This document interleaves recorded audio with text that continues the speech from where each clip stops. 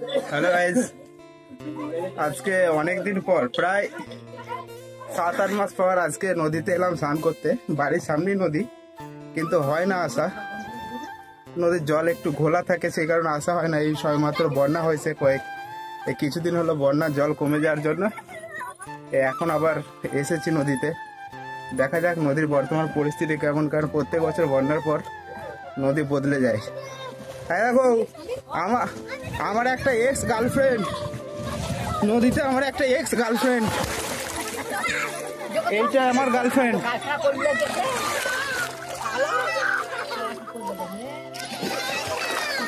Phone পড়ে যেতে পারে, আবার একটু পরে আসছি। নদীর মধ্যে কি হচ্ছে, সব টানা টানি, ধস্তা ধস্তি, কি সব পরিস্থিতি দেখো।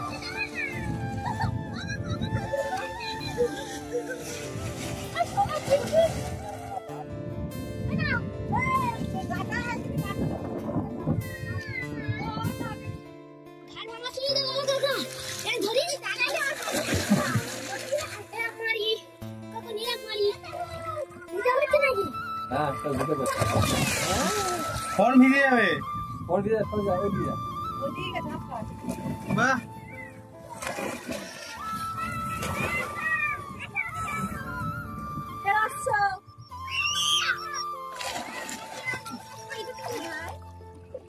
এরকম মাছ, কি মাছ এটা?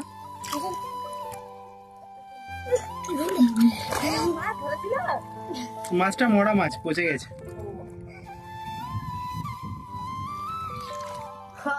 আমি মাল ছাড়া কারণ এইটুকু খেয়ে কি হয়, বেশ করে খাবো মাল, খাবো আমি বেসামাল, করি না আজকে আর কাউকে ভয়।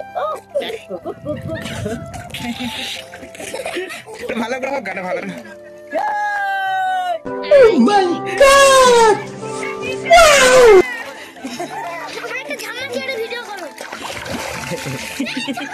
তারপরে তারপরে তারপরে একটা গান মনে উঠো, কি বলি বলছেন? দাঁড়া, চিকেতে দাও গো মুখি থার্মোমিটার।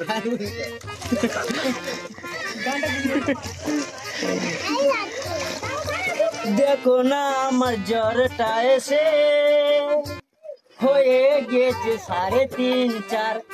কোন ডাক্তারে জ্বর সারাবে? কেন আমি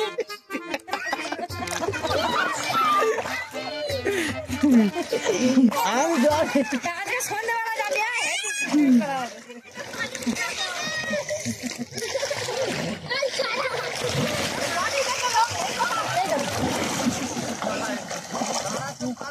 এই দেখো, তোমার লাখ টাকার জিনিস।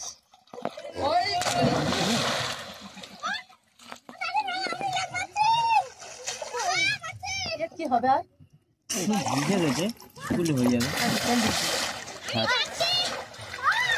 ভিডিও কর, ভালো করে ভিডিও কর।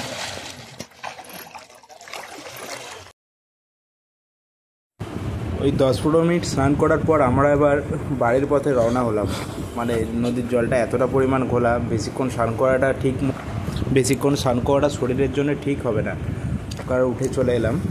এবার ওই যে দূরেই আমার বাড়ি, মানে দামোদর নদী থেকে আমার বাড়ির দূরত্ব খুব বেশি হলে 500 থেকে 700 মিটার। মানে আমার বাড়ির সামনে কোনো বাড়ি নেই, নদীটাই শুধু আছে। আমরা নদীতে একদম গোসল টোসল করে স্নান টান করে ফ্রেশ হয়ে একদম চলে এলাম। মানে নদীর পানিটা এত পরিমাণে নোংরা, সেই জন্য বেশিক্ষণ থাকিনি, 5-7 মিনিট ছিলাম, থেকে চলে এসেছি। এখন ঘরে গিয়ে আবার ফ্রেশ পানিতে ভালো করে আরেকবার গা হাত ধুয়ে টোটালি ফ্রেশ হয়ে যাবো। তো ব্লগটা একটু ছোট হলো, বেশি কিছু দেখাতে পারলাম না, কারণ নদীতে অনেক মেয়েরা আছে, সেই কারণে ভিডিও করতে পারলাম না। তো একটু ছোট করে ব্লগটা শেষ করলাম। তো আজকের মতো ব্লগটা এখানে শেষ করছি। চলো আবার দেখা হচ্ছে পরের কোনো ব্লগে।